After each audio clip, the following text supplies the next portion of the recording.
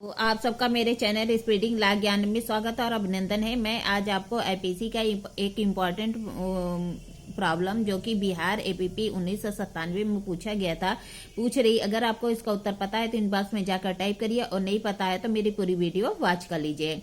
अ ब को स के भोजन में मिलाने के लिए एक पैकेट देता है। क्या कह रहा है? अ ब को स के भोजन में मिलाने के लिए एक पैकेट देता है जिसमें जहर है, किंतु कुछ समय के बाद अपना विचार बदल ले देता है तथा ब से ऐसा न करने के लिए कहता है। क्या कह रहा? अ ब को स के भोजन में मिलाने के लिए एक पैकेट देता है जिसमें जहर है, किंतु कुछ समय के बाद अपना विचार बदल देता है, ब से ऐसा न करने के लिए कहता है।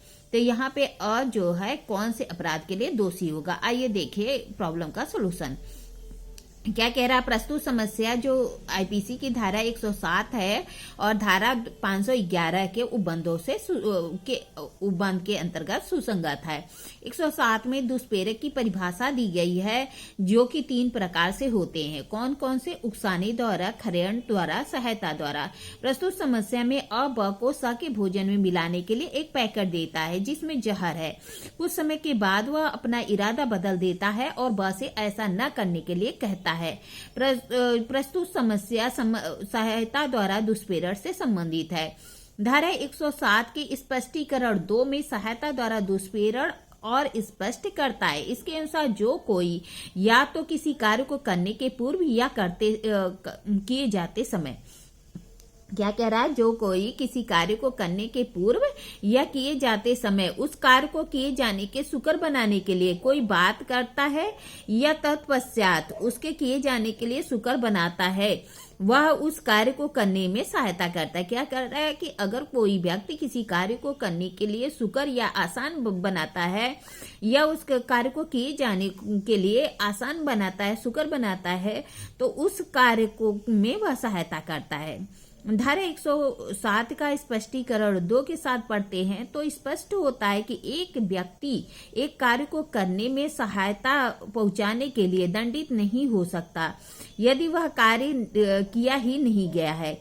सहायता पहुंचाने मात्र आशय भले ही वह किसी ऐसे कार्य को सुसंगत क्यों न हो जो सहायता पहुंचा सकता था, दुष्प्रेरण गठित करने के लिए तब पर्याप्त नहीं है जबकि आशयिक कृत वास्तव में घटित नहीं होता और उसे सहायता प्राप्त नहीं हो जाती। मतलब क्या कह रहा है? 107 में कहता है कि सहायता पहुंचाने द्वारा दुष्प्रेरण का अपराध घटित नहीं होता जबकि अपराध ही मतलब कार्य ही कारित नहीं किया जाता। मतलब कार्य नहीं किया जाता तो सहायता द्वारा दुष्प्रेरण का अपराध घटित नहीं होता। कहता दुष्प्रेरण का अपराध के लिए इतना पर्याप्त नहीं है कि आशयिक जो कृत है वास्तव में घटित नहीं हुआ है और सहायता प्राप्त नहीं हुई है। प्रस्तुत मामले में ब को जहर देने मतलब क्या कह रहा? प्रस्तुत मामले में ब को जहर दे दिया था जिससे स के खाने में मिलाना था, अर्थात स की मृत्यु कारित करने में सुविधाएं प्रदान की थी। यद्यपि स की मृत्यु नहीं हुई क्योंकि ब को ऐसा करने से मना कर दिया, इसलिए यहाँ पर सहायता द्वारा दुष्प्रेरण नहीं माना जाएगा।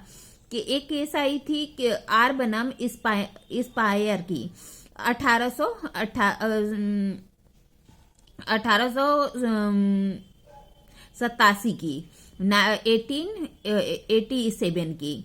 इस मामले में न्यायालय ने यह निर्धारित किया कि किसी अपराध का दुष्प्रेरण स्वतः एक अपराध है। दुष्प्रेरण आईपीसी की धारा 40 के अंतर्गत भी एक अपराध है, अतः दुष्प्रेरण को भी कारित करने का प्रयास जो संहिता की धारा 511 के उपबंधों के अधीन है अपराध है।